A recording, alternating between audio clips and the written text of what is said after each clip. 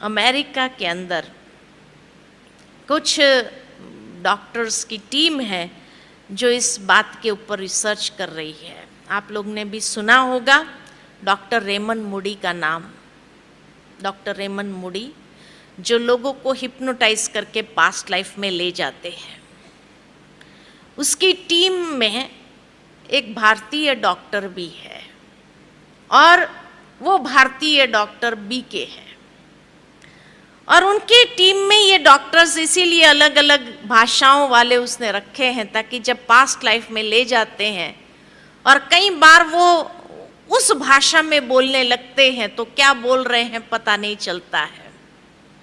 तो जब भी वो बहन यहाँ पर आती है, जो डॉक्टर है वो आती है, तो उनका लेटेस्ट रिसर्च बताती है। तो जब पिछली बार जब आए थे तो उन्होंने एक बहुत वंडरफुल बात सुनाई। तो कहा कि जब उनको पास्ट लाइफ में ले गए, अधिकतर जितने लोगों को ले गए वो लोग, तो उनसे एक सवाल बहुत कॉमन पूछा और वो सवाल था कि जब आप शरीर छोड़ते हैं उसके बाद कहाँ जाते हैं?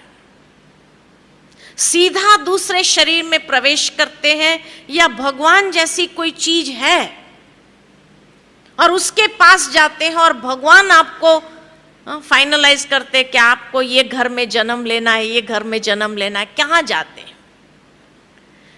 तो जब उन्होंने ये सवाल पूछा तो मेजॉरिटी ने यही जवाब दिया कि शरीर छोड़ने के बाद हम एक लाइट की दुनिया में जाते हैं और वहां एक बहुत पावरफुल लाइट से मिलते हैं। शायद वही भगवान था। का कैसे पता चला आपको कि वही भगवान था? तो कहा क्योंकि वो भगवान इतना प्यार दे रहा था, इतना प्यार बरसा रहा था कि जैसे हम प्यार के फव्वारे में नहा रहे थे। इतना प्यार भगवान के सिवाय कोई नहीं कर सकता है, इसीलिए वही भगवान था। बहुत डिवाइन लाइट थी, बहुत पावरफुल लाइट थी। का उसके बाद क्या उसने फाइनलाइज किया कि आपको कहाँ जाके जन्म लेना? का नहीं, भगवान फाइनलाइज नहीं करता है। का जब हम उस फवारे में नहा रहे होते हैं, प्यार ही प्यार जैसे बरसा रहे हैं भगवान, तो उस प्यार में जैसे हमारा शुद्धिकरण हो रहा होता है, हम बहुत क्लीन हो जाते, शुद्ध हो जाते हैं। और ऐसे शुद्ध जब हो जाते हैं, बहुत लाइट फील करते हैं, उसके बाद हमारे सामने हमारी जीवन यात्रा की एक फिल्म की तरह पूरी जीवन यात्रा हमारे सामने से गुजरती है।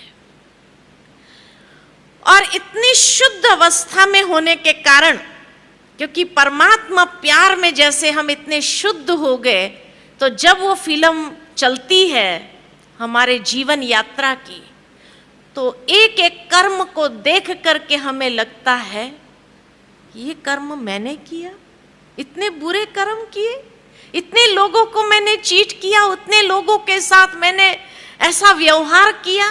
तो एक एक कर्म मेरे सामने जब आता है तो हमें अपने ही कर्मों को देख करके बड़ी शर्मिंदगी महसूस होती है।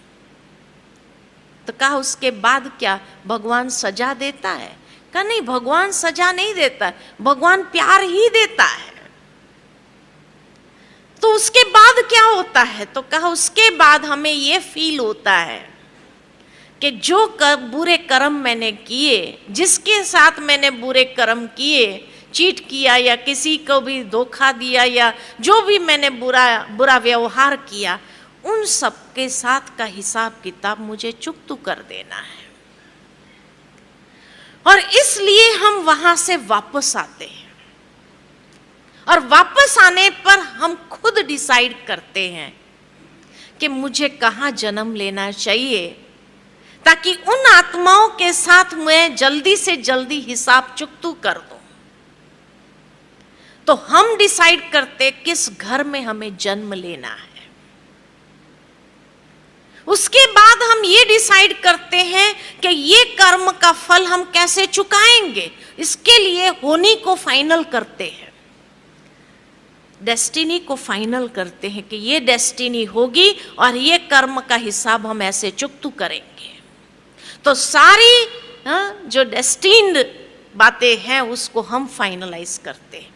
इसलिए कहावत है, होनी को कोई टाल नहीं सकता है, क्योंकि वो होनी हमने ही फाइनलाइज की होती है। उसके बाद उन्होंने कहा, बहुत सटल बातें उन्होंने सुनाई और कहा उसके बाद जब होनी फाइनल हो जाती है, सारी होनियों को फाइनल कर देते हैं, उसके बाद हम ये भी फाइनलाइज करते हैं कि किस दिन हमारा जन्म होगा। तो जन्म की तारीख को फाइनलाइज करते हैं और उसके बाद ये भी हम फाइनलाइज करते हैं कि ये हिसाब चुकाने के लिए हमें कितने साल चाहिए।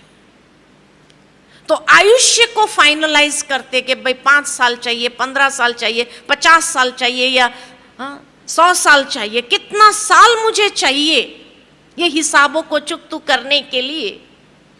तो आयुष्य को फाइनलाइज करते हैं और आयुष्य को फाइनलाइज करने के बाद हम ये भी फाइनलाइज करते हैं कि ये शरीर छोड़ने के लिए कौन सा कारण बनेगा, कौन सी होनी बनेगी।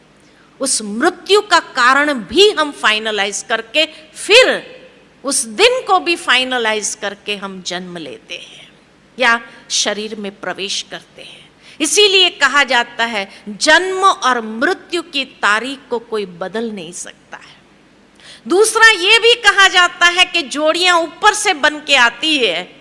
क्यों ऊपर से बन के आती है? क्योंकि हमने ही फाइनलाइज किया होता है कि कौन सी जोड़ी मुझे चाहिए अपने कर्मों का हिसाब किताब सेटलमेंट करने के लिए। ये हम ही फाइनलाइज करते हैं। का उसके बाद क्या आपको याद रहता है? तो कहा 2 साल तक हमको बहुत अच्छे से याद आता है कि हम किस लिए इस संसार में आए हैं। और उसके बाद जो जो व्यक्ति हमारे सामने आते हैं, हम उसी समय उनको जिसको दुख दिया होता है उनके सामने मुस्कुरा करके उनको सुख देने का प्रयत्न करते हैं। लेकिन जैसे ही हमारी वाचा खुलती है, हमारा मोह क्रिएट होता है परिवार के सदस्यों के साथ, वाचा खुलने के बाद विस्मृति हो जाती है कि हम किस लिए आए।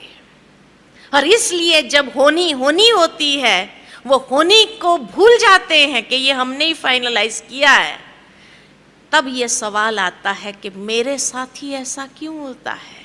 भगवान मेरे साथ ऐसा क्यों? भगवान नहीं करता है, हमने खुद ने फाइनलाइज किया। Watch Peace of Mind channel videos on YouTube.